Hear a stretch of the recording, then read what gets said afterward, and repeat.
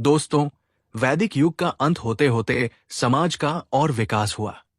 अब समाज वर्ण व्यवस्था और जनपद के अंतर्गत बढ़ गया था।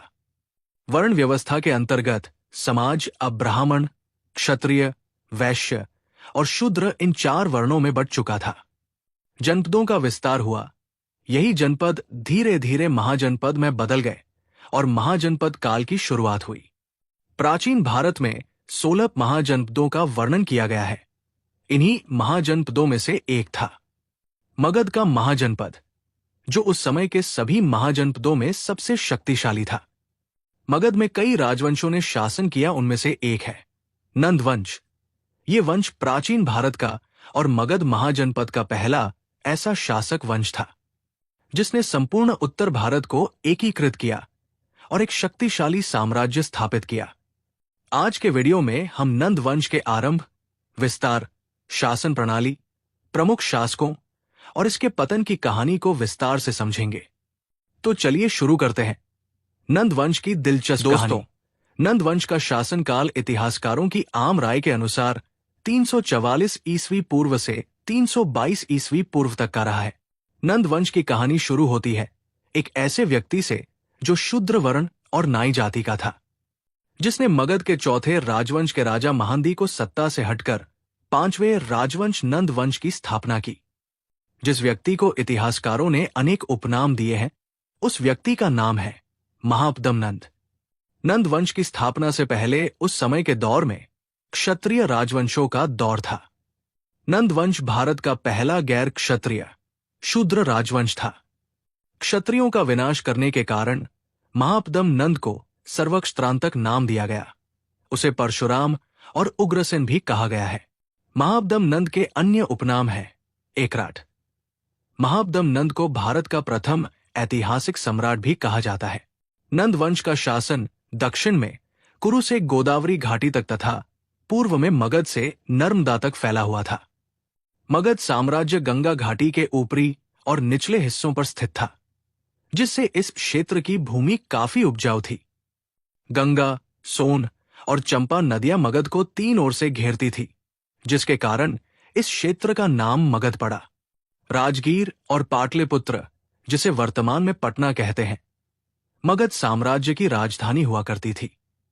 महापद्म नंद के 9 पुत्र थे, जिन्हें नवनंद कहा जाता है, जिन्होंने महापद्म नंद के बाद नंद वंश पर शासन किया। इन 9 पुत्रों के नाम हैं पंडुक नंद, पांडुक्ति, भूतपाल, राष्ट्रपाल, गोविशानक, दशसिद्धक, कैवर्तक, कर्कट, धननंद। नंद वंश का अंतिम राजा धनानंद था, जिसके समय में सिकंदर भारत आया था। नंद वंश भारतीय इतिहास के महत्वपूर्ण हिस्से के रूप में जाना जाता है, जिसने समाज, राजनीति, अर्थव्यवस्था, सैन्य, संस्कृति और धर्म के विभिन्न क्षेत्रों में महत्वपूर्ण योगदान दिया। इस वंश ने भारतीय उपमहाद्वीप में शक्तिशाली साम्राज्य की नींव रखी और अपने शासनकाल के दौरान कई महत्वपूर्ण सुधार और उपलब्धियां हासिल की।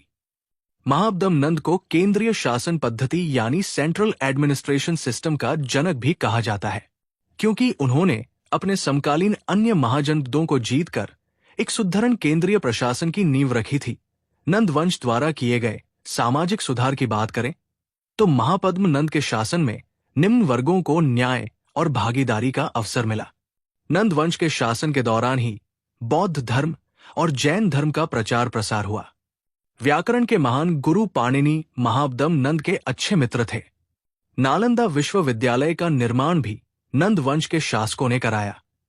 नंद राजवंश एक अखंड राजतंत्र था, जिसके पास अपार सैन्य बल, धन बल और जन बल था। नंद वंश का शासन भारतीय अर्थव्यवस्था के विकास और समृद्धि का प्रतीक था। महापद्म नंद के शासनकाल में किए गए कई आर्थिक सुधारों ने मगध को समृद्ध बना दिया। महापद्म नंद ने राज्य के भीतर और बाहर व्यापार को बढ़ावा देने के लिए व्यापारिक मार्गों की सुरक्षा सुनिश्चित की। उन्होंने व्यापारी वर्ग को प्रोत्साहित किया, जिससे व्यापार में वृद्धि हुई और राज्य को आर्थिक लाभ हुआ। नंद वंश ने कृषि क्षेत्र में भी सुधार किए, जैसे कि सिंचाई प्रणालियों का निर्माण और प्रबंधन। इसने कृषि उत्पादन को बढ़ाया और राज्य को आर्थिक दृष्टि से सशक्त किया।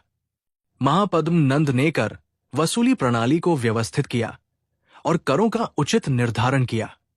इससे राज्य को पर्याप्त राजस्व प्राप्त हुआ, जो अन्य प्रशासनिक और सैन्य कार्यों में खर्च हुआ।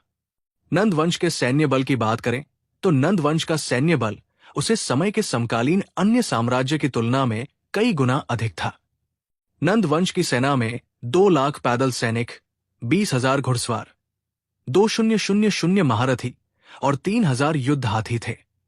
सिकंदर भी इतनी बड़ी सेना से टक्कर लेने का साहस नहीं कर सका और उसे वापस जाना पड़ा। आर्थिक रूप से बात करें तो केंद्रीकृत प्रशासन प्रणाली होने के कारण नंद वंश का शासनकाल आर्थिक रूप से बहुत ही समृद्ध माना जाता है।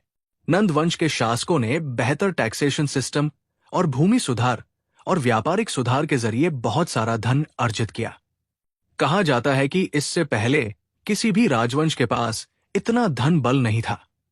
दोस्तों, वीडियो में आगे बढ़ने से पहले अगर आपने अभी तक हमारे चैनल द हिस्ट्री कैसल को सब्सक्राइब नहीं किया है तो चैनल को सब्सक्राइब जरूर कर ले और साथ ही बेल आइकन को प्रेस करें ताकि हमारी हर वीडियो की नोटिफिकेशन आपको तुरंत मिल जाए। तो वीडियो को कंटिन्यू करते हैं। दोस्तों, हर राजवंश की तरह नंद राजवंश का भी एक समय बाद अंत हो गया। आइए जानते हैं नंद वंश के अंत की कहानी। नंद वंश का अंतिम राजा धनानंद था, जो धन का अत्यधिक लोभी था, साथ ही कुछ हद तक क्रूर शासक भी था। राजा घनानंद ने धन के लालच में अपनी प्रजा पर तरह तरह के कर लगाने शुरू कर दिए, जिससे जनता में असंतोष व्याप्त हो गया और जनता राजा धनानंद के खिलाफ हो गई। इसके साथ में ही एक और घटना हुई जिसमें नंद वंश का अंत हो गया, जैसा कि हम लोग जानते हैं। राजा जहां नंद के समय में ही सिकंदर ने भारत पर आक्रमण किया था। ये बात आचार्य चाणक्य को पहले पता हो चुकी थी कि सिकंदर भारत में हमला करने वाला है। आचार्य चाणक्य राजा धनानंद के पास जाते हैं और राजा धनानंद से अनुरोध करते हैं कि राजा धनानंद एक महान और शक्तिशाली राष्ट्र अध्यक्ष होने के नाते सिकंदर को भारत पर हमला करने से रोके। लेकिन धनानंद ने भरे दरबार में आचार्य चाणक्य को भला बुरा कहा और उनका अपमान करके दरबार से बाहर निकाल दिया। आचार्य चाणक्य इस अपमान को सहन नहीं कर सके और उन्होंने प्रतिज्ञा की जब तक नंद वंश का सर्वनाश नहीं कर देंगे तब तक वो चैन से नहीं बैठेंगे। उन्होंने प्रतिज्ञा की कि राजा घनानंद के रक्त से ही वो अपने केस को धोएंगे। इसके बाद आचार्य चाणक्य की मुलाकात चंद्रगुप्त मौर्य से होती है, जिन्हें शिक्षा देकर आचार्य चाणक्य इस योग्य बना देते हैं कि वो नंद वंश का खात्मा कर सके। उसके बाद चंद्रगुप्त मौर्य ने राजा धनानंद की हत्या करके एक शक्तिशाली साम्राज्य, मौर्य साम्राज्य, स्थापित किया। इस प्रकार नंद वंश का शासन समाप्त हो गया।